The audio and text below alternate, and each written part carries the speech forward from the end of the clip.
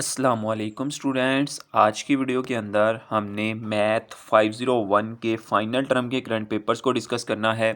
उसके important topics जहां से आपका पेपर रिपीट हो रहा है उसके इम्पोर्टेंट एमसीक्यूज़ आज की वीडियो के अंदर हम ये कंप्लीट डिटेल्स डिस्कस करेंगे। स्टूडेंट्स के ओवरव्यू के किन टॉपिक्स में से आपका जो पेपर है वो मैथ 501 का रिपीट हो रहा है। अगर आप ये तमाम टॉपिक्स कर लेते हैं तो इंशाल्लाह 70 to 80% आप अपना पेपर जो है वो कवर करने में कामयाब हो जाएंगे। वीडियो में आगे बढ़ने से पहले अगर आप हमारे चैनल पे न्यू आए हैं तो जल्दी से चैनल को सब्सक्राइब कर लो, बेल आइकन को प्रेस कर लो।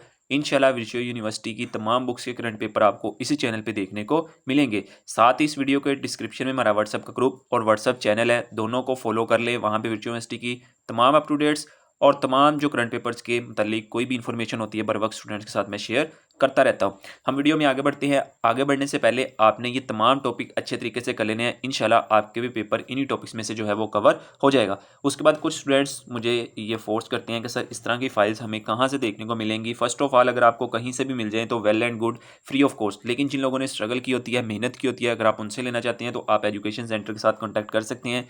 रीजनेबल प्राइस में आपको ये फाइल्स आप तक पहुंचा दी जाएंगी। ठीक है, ये आपके ऑफिशियल पेपर होते हैं, यहाँ से आपके पेपर आने के चांसेस भी होते हैं। और दूसरी बात, आपको यहाँ से आइडिया हो जाता है कि आपके टीचर्स आपको किस तरह का पेपर दे रहे हैं, क्योंकि ये फाइल्स नहीं होती, ये फाइल्स आपको फ्री ऑफ कॉस्ट कहीं पे अवेलेबल नहीं होती।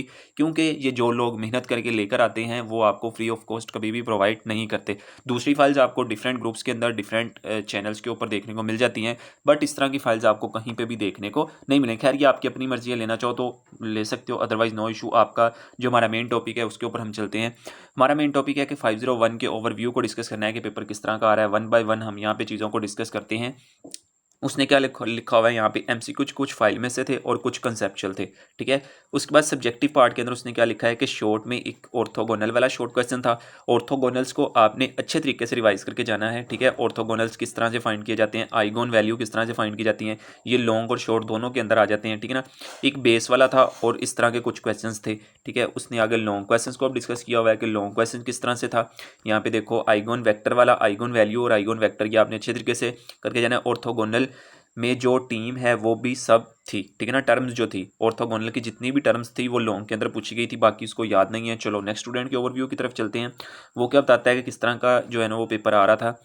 यहाँ पे हम फर्स्ट लाइन को एमसीक्यूज फ्रॉम वकार फाइल्स से आ रहे थे, मैट्रिक्स वाले एमसीक्यूज थे। ठीक है ना, थ्योरी में से भी थे लेकिन ईजी थे, ज़्यादा मुश्किल नहीं थे, उसके कहने का मतलब ये है। उसके बाद जो आपके शॉर्ट क्वेश्चन थे वो फर्स्ट ये था कि प्रूव आपने करना था ए प्लस बी का ट्रांसपोज इज इक्वल टू ए का ट्रांसपोज प्लस बी का ट्रांसपोज। ठीक है, अब इस पर काफ़ी ज़्यादा टाइम लगता है। अगर आपकी मैथ टाइप के ऊपर प्रैक्टिस है, अच्छे तरीके से प्रैक्टिस करके अपनी लाजमी जाइएगा। बहुत सारे स्टूडेंट्स जो होते हैं वो अपना टाइम नहीं मैनेज कर पाते, तो ठीक है, तो आप अपना मैथ टाइप के ऊपर प्रैक्टिस लाजमी करके जाएं ताकि आपका टाइम मैनेज हो सके और आपका पेपर जो है वो कवर हो सके। खैर हम नेक्स्ट क्वेश्चन की तरफ चलते हैं। दूसरा शॉर्ट क्वेश्चन क्या था, make vector V U from the given matrix. आपने वेक्टर जो है वो वी और यू फाइंड करने थे, आपको मैट्रिक्स जो है वो गिवन दिए हुए थे। ठीक है, उसके बाद आपने फाइंड ए और बी का इनवर्स जो क्या वो एग्जिस्ट करता है या नहीं वो फाइंड करना था। ठीक है, उसके बाद आपका लॉन्ग क्वेश्चन जो आ जाते हैं ये मोस्ट इंपॉर्टेंट है, 2 × 2 मैट्रिक्स एलयू डिकम्पोजिशन वाला सवाल था। ठीक है, ये आपने टॉपिक अच्छे तरीके से करके जाना है। एक वेक्टर सेट बताना था लीनियर डिपेंडेंट है या नहीं, एक वेक्टर सेट बताना था आपने, क्या वो लीनियर डिपेंडेंट है या नहीं है ये आपने बताना था। ठीक है, उसके बाद उसने जनरल सोल्यूशन फाइंड करना था। एडजस्टमेंट मैट्रिक्स आपको 2/3 दिया हुआ था, क्योंकि ये स्टूडेंट्स की वर्डिंग होती है, हमें भी पढ़ने में प्रॉब्लम आती है, क्योंकि जैसे ही वो शेयर करते हैं वैसे ही हम आपके साथ सामने ओपन करके बैठ जाते हैं। हर किसी का लिखने का अंदाज़ अलग होता है, मैसेज टाइप करने का अंदाज़ जो है ना वो अलग होता है, तो कोई गलती खुताई हो जाए तो उसको माफ़ किया करें, आप खुद भी जो है ना उसको रीड आउट कर लिया करें।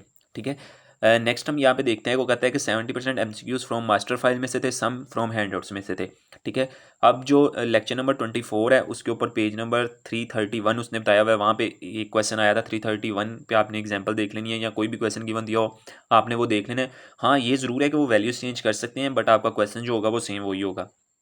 उसके बाद उसने बताया कि एक लेक्चर नंबर 27 में से आया था, 2 के मैट्रिक्स को वेरीफाई करना था। ठीक है, नेक्स्ट आपके पास एक लॉन्ग क्वेश्चन आया था 27 वाले लेक्चर में से ही। ठीक है, एग्जाम्पल नंबर 8 आई थी कोस वाली। ठीक है ना, आपने पेज नंबर आई थिंक इसने यहाँ पे मेंशन किया हुआ, लेक्चर नंबर 27 के अंदर ही देखिएगा, एग्जाम्पल नंबर 8 होगी कोस वाली कोई। ठीक है, वो आप अच्छे तरीके से वो कहता करके जाइएगा। लेक्चर नंबर 28 यहाँ पे उसने लिखा, लेक्चर नंबर 28 में से शॉर्ट क्वेश्चन थे 2, eigen value eigen vector find करना था, और लेक्चर नंबर 30 में से एक क्वेश्चन था एग्जाम्पल नंबर 3 शॉर्ट के तौर पे दी हुई थी। आपने अपना जो है वो लेक्चर नंबर 30 ओपन करना है। वहाँ पे जो फर्स्ट क्वेश्चन होगा उसकी जो एग्जांपल थी वो 3 नंबर की शॉर्ट क्वेश्चंस के तौर पे आई हुई थी।